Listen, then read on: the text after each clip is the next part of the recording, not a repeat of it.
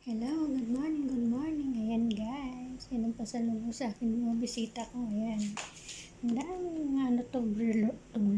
Toblerone. Ayan. Chocolate, KitKat. Ayan siya. Oh. Pasalubong nila sa akin. Kagabi.